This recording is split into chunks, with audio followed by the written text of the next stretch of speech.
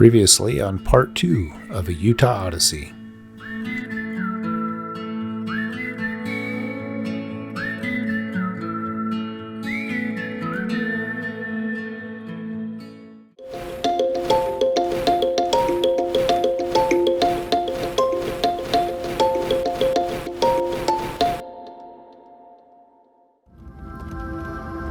The national parks are crowded this year, but we were hoping Arches National Park would offer an opportunity to get away from the crowds, even if just for a short time. Due to its small size, the Park Service was limiting the number of vehicles in the park on a first-come, first-served basis. The park entrance is being shut down at 7:30 each morning due to demand, and even our campground reservation wouldn't allow us entry if it filled up. But we learned of another possible way to enter the park, one not well publicized. After a long journey from Zion, we took a dirt road off the highway north of Moab. This road was 10 miles of driving over washboards and through ruts. Here we found miles of desert and BLM land with no one around and several locations suitable for camping. That evening we watched the full moon rise over the La Salle Mountains and had a peaceful night's sleep.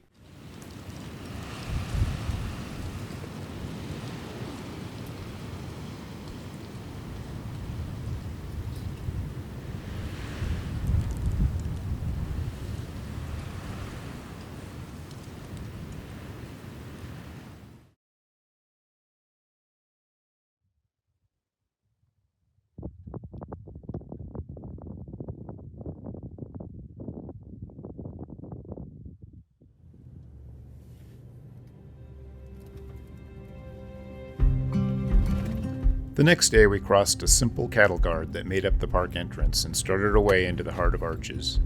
Thankfully we had a park pass and didn't need to worry about paying an entry fee. We also earned our entry over some of the roughest washboards I'd seen in a while. I recommend airing down your tires and be ready to have your teeth rattled loose. It was about 20 miles from the paved highway to the park road, with the camping area about halfway through the trip.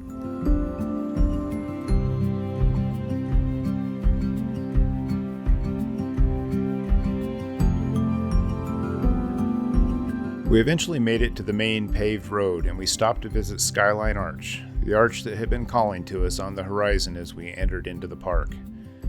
From here we could see the valley we drove in through. Skylight Arch was an easy walk and a good welcome back to the park. There are more than 2,000 natural arches here, so there was a lot more to see.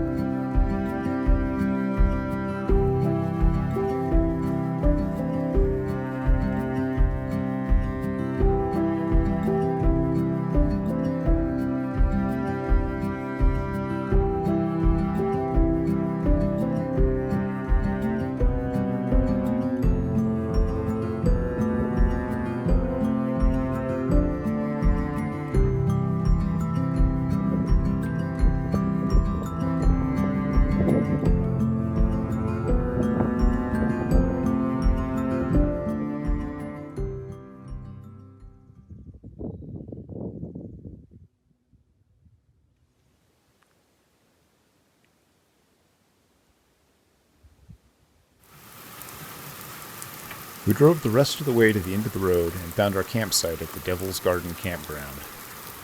While here we were hit with a desert rainstorm. Rain is always special here, and it brings out the pleasant smells that are not noticed when it's dry.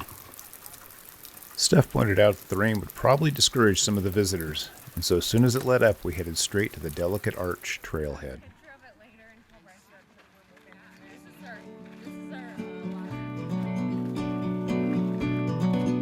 Delicate Arch is arguably the most famous arch in Utah, and maybe the world, including being featured on Utah license plates. Along the trail we visited the Wolf Homestead, built in around 1906.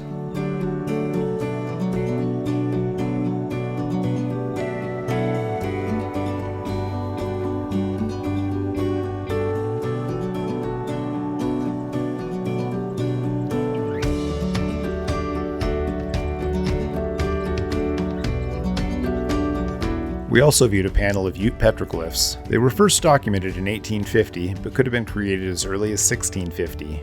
The earlier date determined by the depiction of the horses, which didn't arrive in the area until their introduction by the Spanish explorers.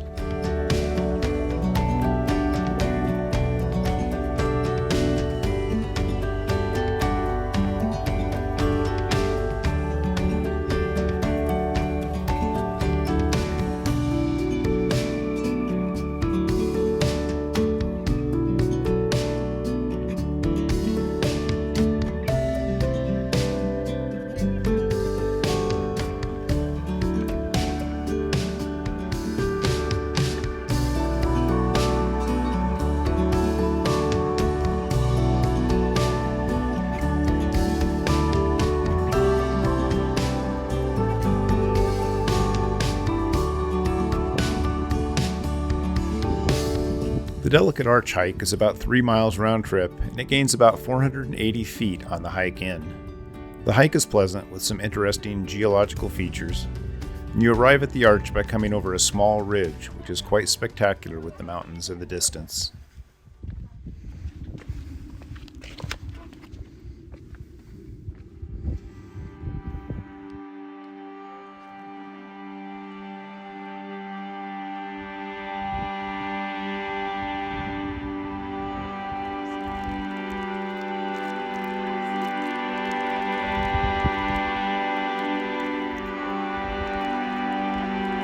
When we arrived, there were a few people enjoying the view and taking their photo under the arch. Most were respectful and took turns, but it wasn't long before the second wave of park visitors began to arrive. We felt fortunate to have enjoyed our time there with fewer people, and we made our way back to the campground.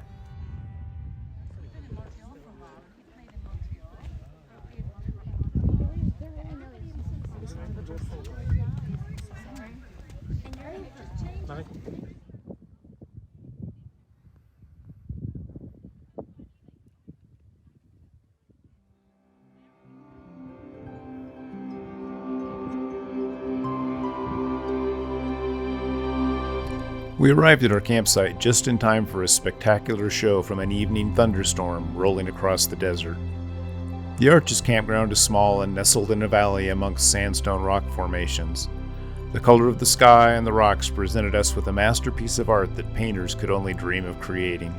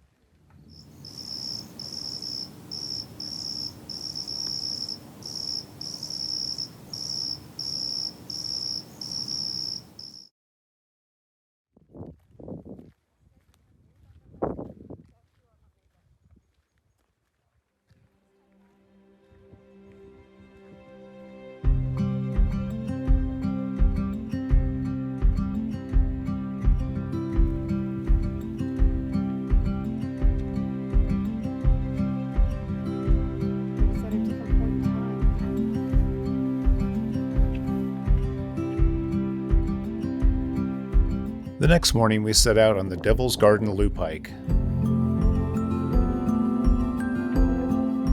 There are many arches on this trail, including Tunnel Arch and Pine Tree Arch.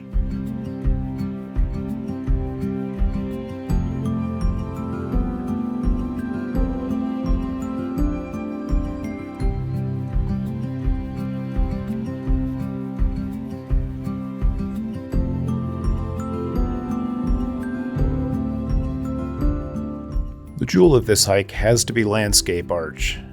This spectacular span has the longest span of any arch in North America at 306 feet. Not too many years ago, a section of rock fell out of the arch, and now the rock is only 6 feet across at its narrowest point.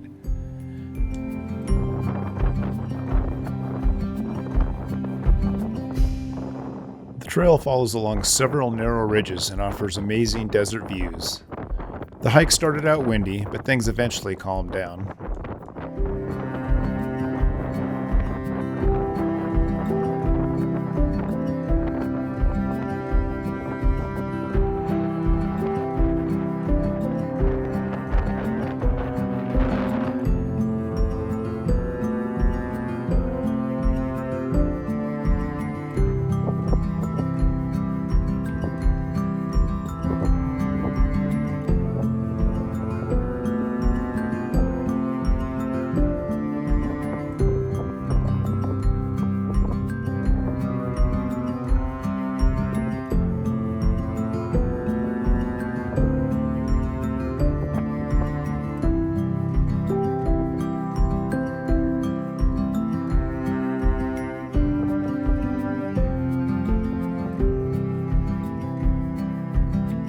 We went as far as the Double O Arch, which is really 2 holes or arches in the rock. Here we found a wonderful spot in the shade to eat lunch and enjoy some solitude. We only met an occasional hiker at this point of the trail. We were treated to some impressive geology.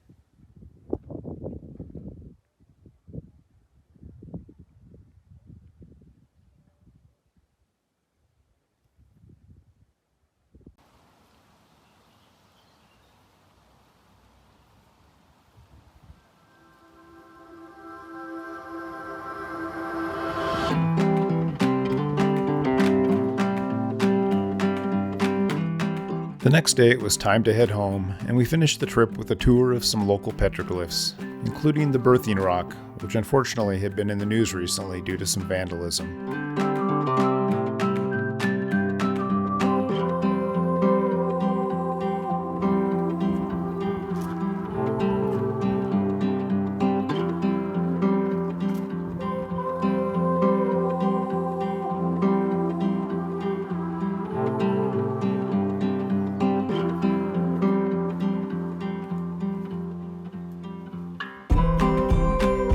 Our last stop was Castle Valley to get a close view of the Castleton Tower.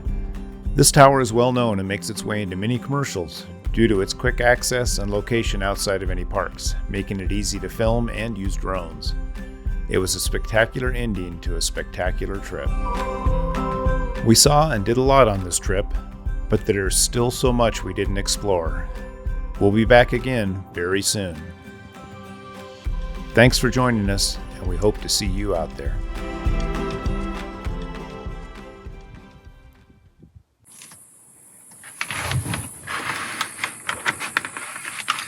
Looks good.